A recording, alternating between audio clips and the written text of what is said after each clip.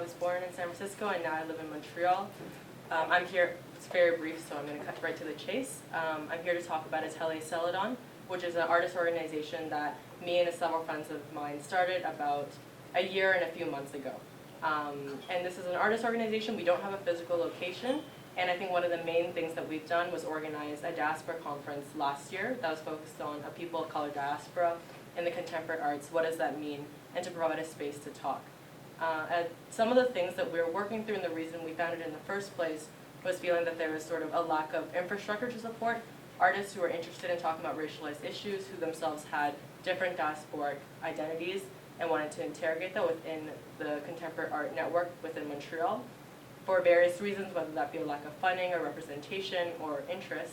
And the other, that when artist-run centers do support artists like that, oftentimes there's this feeling that it's just speaking to a white audience.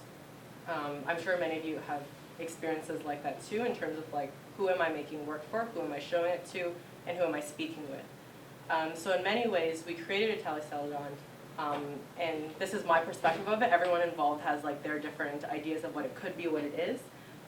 But as a network, to strengthen a network of people that can all support each other, maybe not always financially, but through sharing their skills.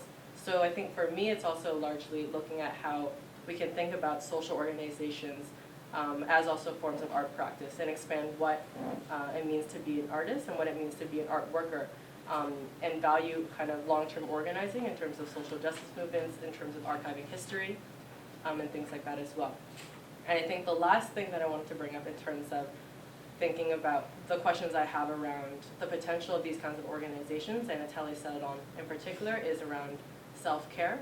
And I think self-care is an issue that's come up a lot, like in the last few years, of what does it mean to take care of yourself.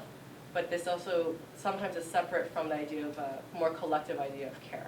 And I think in many ways, an organization that is kind of more ad hoc, that can respond to needs quicker, doesn't have to go through a long funding model, is our way of trying to experiment with networks of kind of collective self-care, of supporting each other, of bringing things to the table that not everyone can have. I'm under time?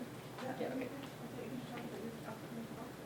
Oh yeah, that's right. Okay, so we're gonna have the Diaspora Conference again this December, December 1st to 4th at Studio XX, but this year it's more of a series of programming, more interdisciplinary work. That's also looking at diaspora, particularly diaspora in time. And the idea about that is that oftentimes when we talk about diaspora in common language, it talks about space. So where's the homeland, where we now, like what is physical space and geography? Oftentimes it's also centered around ideas of nationhood and borders.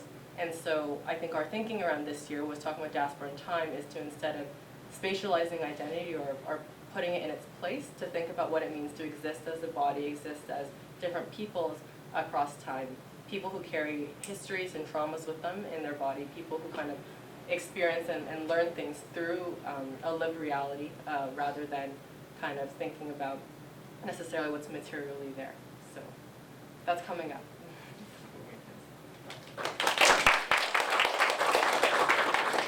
Before we open for comments,